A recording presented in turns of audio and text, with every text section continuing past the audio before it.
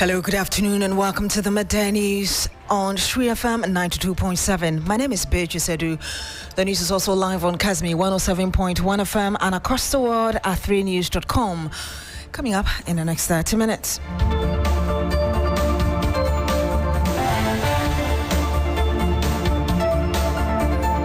Chief of Army Staff leads an advance team to Boko ahead of deployment of over 400 troops to beef up security following renewed violence, which has led to the death of 3 students.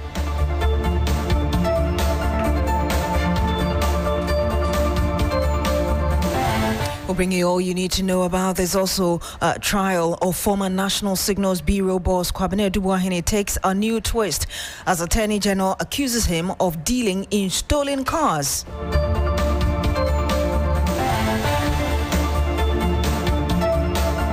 And much later on the program, Minority Caucus criticizes government for failing to release funds to finance flagship projects and social intervention programs announced in the 2025 budget.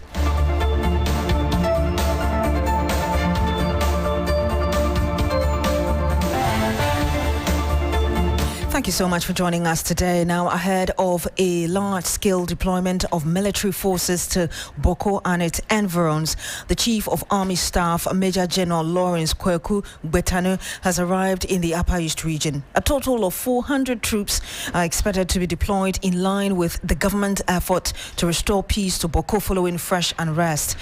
Government over the weekend imposed a new curfew timeline on Boku, Nanlerigu and surrounding communities effective from 2 p.m. to 6 a.m. daily.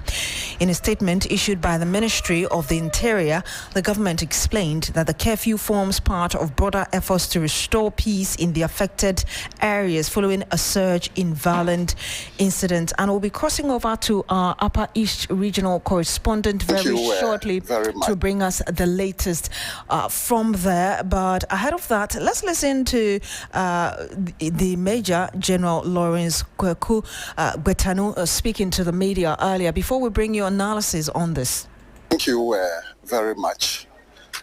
Over the period, we all noted that the situation developed in the Boku Genoa area and its outlying areas. And there's a need for us to sanitize the place. For this time around, we all know that the peacekeeping duties that we were performing over there have been reviewed to peace enforcement. And the curfew also reviewed starting at 1400 hours to the following morning 0600 hours. That gives the military the leverage to actually undertake some specific operations over there to sanitize the area. But before then, the Ghana Army, and for that matter, the Ghana Armed Forces, started some preparation for a training exercise that was supposed to be held in this area. So just before the weekend, actually, troops started moving to the exercise area, and then the mobilization started. And it was around this same weekend that the situation developed in the Boku Genoa area.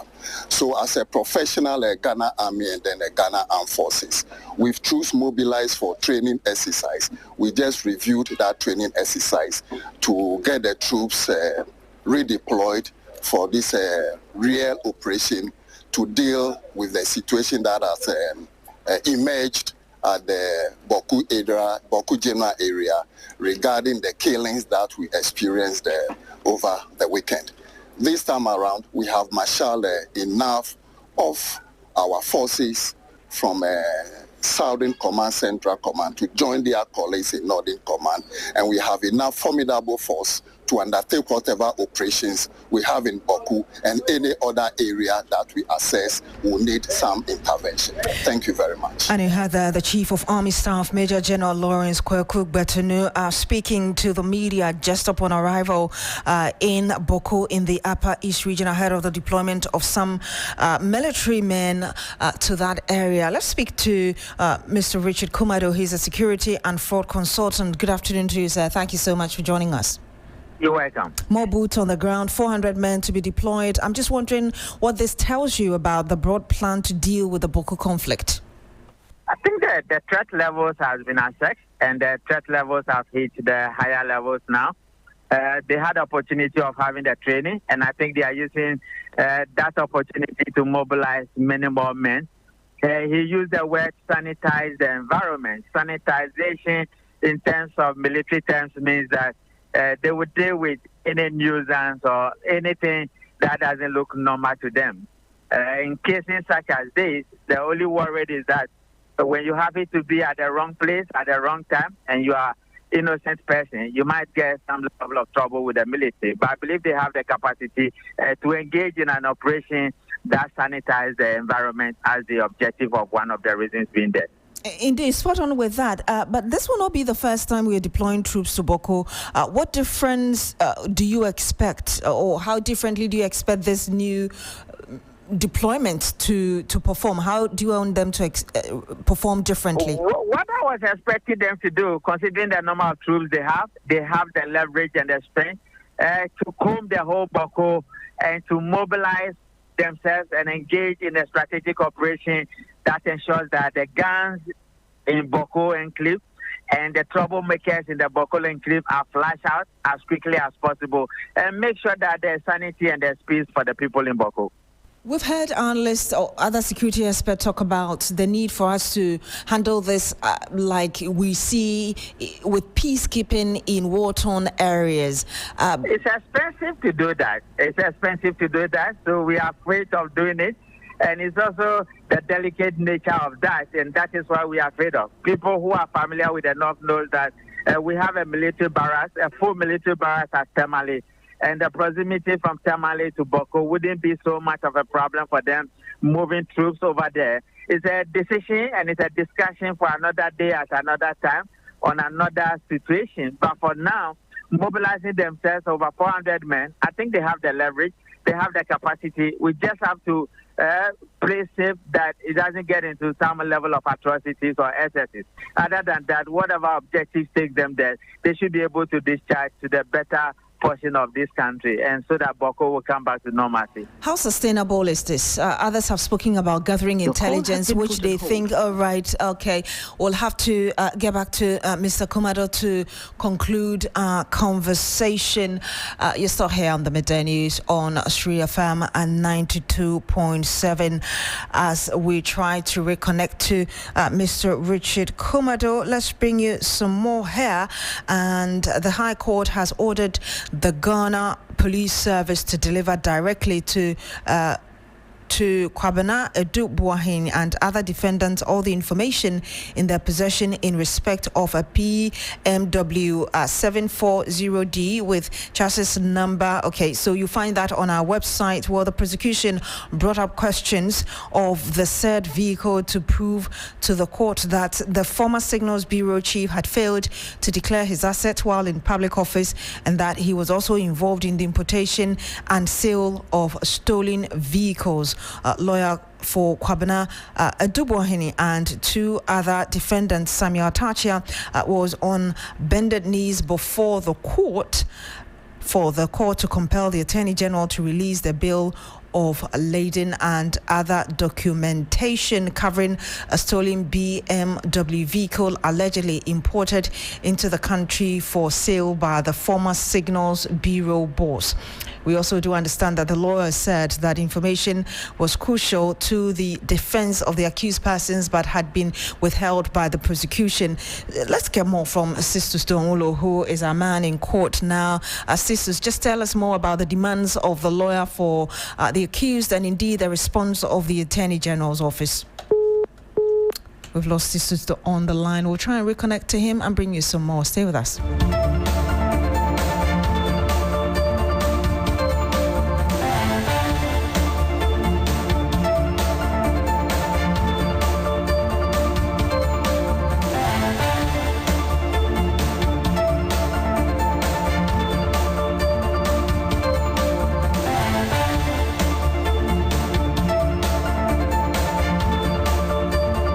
And whilst we're trying to connect to these individuals now, former Finance Minister Dr. Mohammed Amin Adam has criticized the government for failing to release funds to finance its flagship project and social intervention programs announced in the 2025 budget.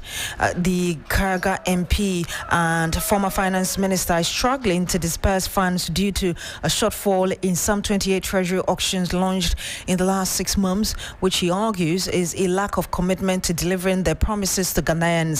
Members of the majority disagreed with these assertions during a debate on the mid-year budget review on Monday. Listen to the former Finance Minister Dr. Amin Adam, as well as the Minister for Government Communications Felix Kwachiofosu and NPP MP for Fuasia Yibikojo Ponkroma speaking on the floor earlier. If you recall, during the debate on the main 2025 budget, I expressed my disappointment at the inadequate provisions made to fund the government priority projects, what they call their flagship projects.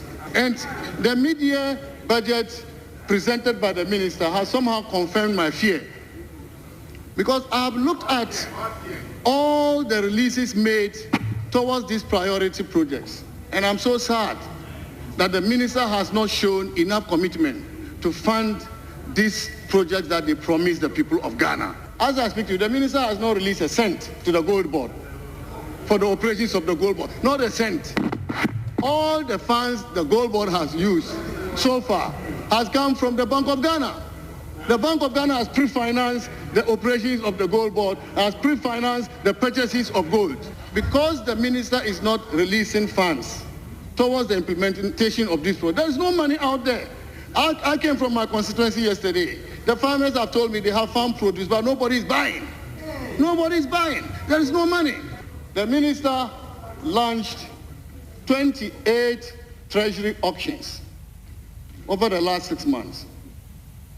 13 of them were failures. Auction shortfalls.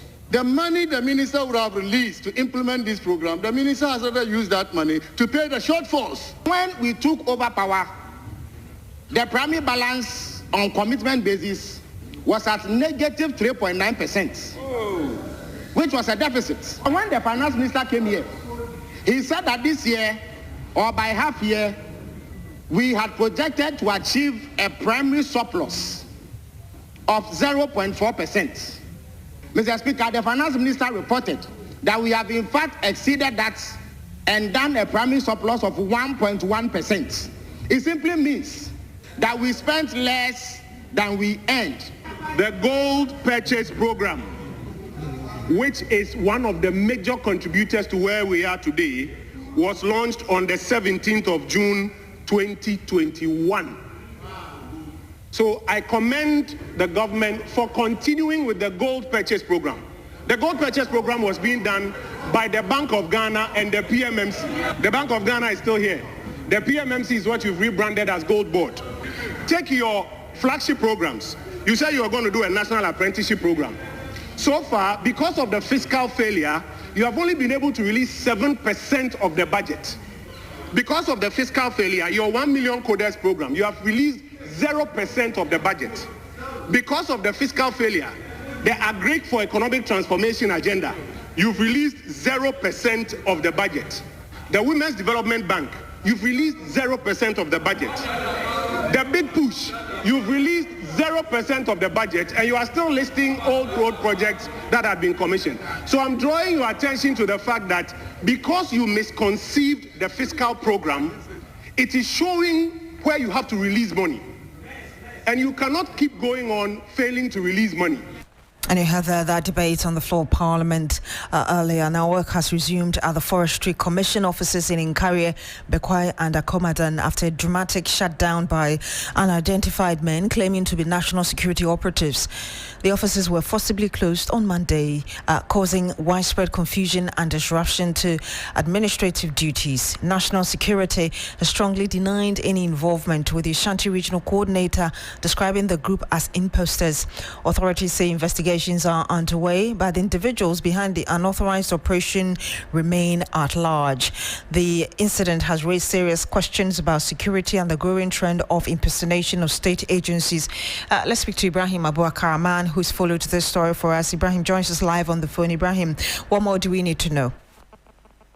Well, like we rightly said, the offices have been opened and this morning, and the workers have arrived and they are working, but you can clearly see from most of the staff that their morale is down because they do not know when the next invasion, or I would say illegal invasion, would occur. So, but for now, the forestry managers of the various districts say they are taking stock because in Karia, for instance, the manager says the tax broke into the finance office and picked some documents and also broke into his office. But when he checked, there are no missing items in his office, but the finance people are trying to see, or the accountants are trying to see whether there have been sensitive documents that have been taken over from there. In other districts, the same thing. But then just some few minutes ago, we've also had the Ghana Institute of Foresters condemning that act. They said even before this incident, similar incident had happened at the Chepa and Coastal offices where we saw some tax forcefully entering the premises of the Forestry Commission office to take some seized illegal lumber. And for that matter, they are also expecting the security agencies to be up and doing and be able to fish out these perpetrators and arrest them. We do know that the national security have disassociated themselves from this, but the regional security liaison officer admitted to us that these are party boys who have been identified and they will make sure that they arrest them. But as we speak, no arrest has been made. No arrest has been made, you say. And then earlier you mentioned that the morale of the individuals is down. Do you know whether any of them was injured in that forcible, as it were, that kind of exercise that forcibly shut down the offices yesterday? Well, there were no injuries because there were no resistance. When they came, the staff had to voluntarily leave the offices for them to close them. So they came, but the manner in which they came was the issue. Most of them came fully armed, and for that matter, the staff had to leave them to do whatever they were doing. And also, it was after 4 p.m. that the police managed to pick the keys from these tags and came back to the various offices to open for work to continue. And Ibrahim, before you go, do you know whether the workers will be given any psychological assistance and whether or not there's also an improved internal security for the office? Well, for now, that is what the Forestry Commission is trying to do, get some people to give them that form of psychological assistance so that their morale will be high. And we've also been told that security will be beefed up. In fact, for Nkawe and other places, there are 1 or 2 police presence around, but the Forestry Commission is having a meeting today regarding this issue, and they said the meeting will decide their next line of action. Thank you so much, Ibrahim Abubakar. He's Ashanti Regional Correspondent. We stay on the environment because the pro-environmental civil society group Eco-Conscious Citizens is rallying public support to petition the Inspector General of Police, Christian Teteyono, over what it describes as growing police intimidation and double standards in the fight against illegal mining. The group says it is deeply worried about the continuous harassment of community activists who risk their lives to protect local water bodies and forests. One such case is that of the Tronso 5 residents of Sefi Tronso in the Western North region who were arrested last November for allegedly burning excavators used for illegal mining near the Tronso stream. The suspect, including a teacher and an assemblyman, maintained their innocence. However, despite being locals with no flight risks, they were denied police bail and spent 5 nights in police custody before being rushed to court. Eco-conscious citizens argue that while illegal miners continue to walk free, police are rather cracking down on those defending their communities. The group also cites similar cases in Asemkrom and Jurabanso, where local youths were arrested for exposing or confronting illegal miners only for offenders to go untouched. The petition is calling on the IGP to drop all charges against the Atronso 5 and initiate an urgent probe into the conduct of officers involved in these cases. Signatures are currently being gathered to support the petition before the next court date on the 31st of July. Awula Sewa is a national coordinator for Eco-Conscious Citizens. She joins us live on the phone. Good afternoon to you, ma'am. Thank you so much for joining us. Good afternoon, and thank you very much for having me. Why do you believe the police are targeting activists instead of the illegal miners themselves? Well, I mean, everybody can have their own conclusions. But what we believe is that the efforts of the IGP are being undermined. He has shown commitment towards the fight against illegal mining. He has shown commitment. However, some police officers. I'm sorry, ma'am, we're losing you. If you kindly reposition yourself so we're able to hear you. I'm sorry, we've lost Awula Sewa on the line. We'll have to call her back for us to continue the conversation. Some 20 minutes past the hour of 12. This is still the Midday News on Shri FM 92.7.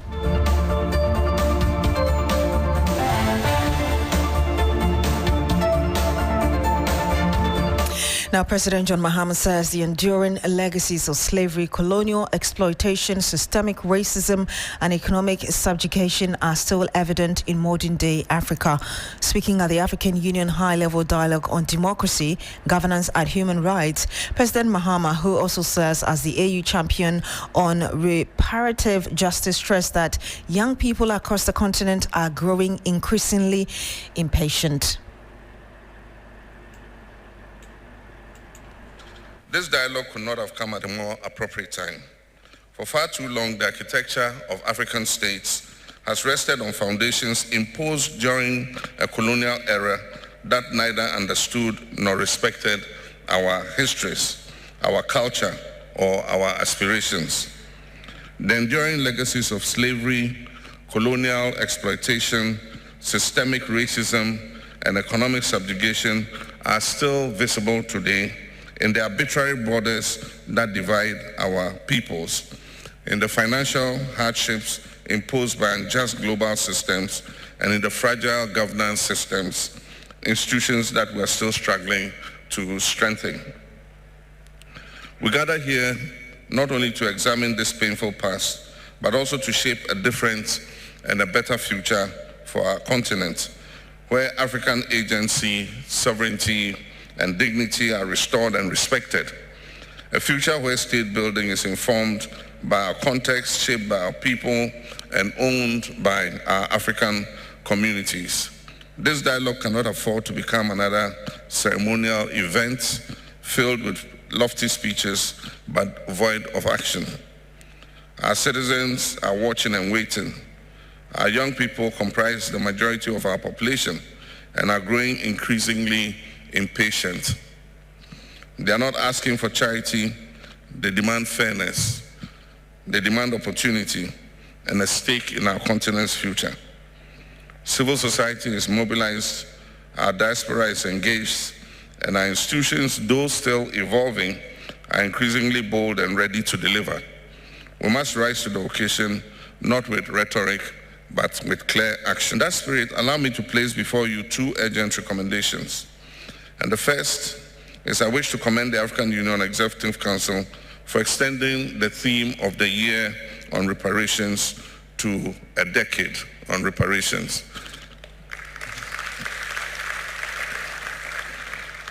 And so from 2026 to 2036 has been declared as the decade of reparations by the African Union. I also wish to commend the Executive Council for approving the terms of reference for the African Union Commission of Experts on Reparations and the African Union Reference Group of Legal Experts on Reparations. These are critical milestones. However, we must now move swiftly to operationalize these instruments. We must empower these bodies with the resources, visibility, and mandate to lead us on this noble journey of truth, justice, and restitution. And I heard President Mahama also speaking at the same event. The Foreign Affairs Minister, Samuel Okudzeto Ablakwa, asked the African Union to take its responsibility to the African people seriously. We aspire for this conference to go beyond conventional dialogue. May it provide a distinguished platform for the exchange of innovative ideas, facilitate open and sincere discussions, and cultivate a collective commitment to nurturing an African continent where rights are respected, voices are heard, justice is upheld, the democratic dividend is consciously harnessed, and opportunities are created for the many and not the few. Excellencies, ladies and gentlemen, we must do this mindful of the global backdrop, where efforts to address such matters in international circles have often been hampered by a lack of political will, moral courage, and oftentimes outright resistance by our detractors to this conversation. And I heard the Foreign Affairs Minister Samuel Okudzeto Ablakwa. Let's return to our earlier story about the environment NGO eco-conscious citizens petitioning the IGP on what it perceives to be how the police is handling the fight against illegal mining. Aula Sewa rejoins us on the phone. Aula, I know you were talking earlier and then the line just dropped. If you could conclude your thoughts.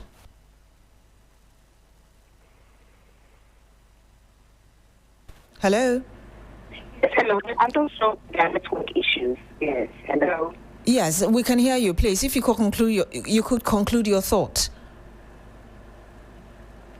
I'm sorry, the line to Aula Sewa is not helping us. 26 minutes past 12. Stay with us.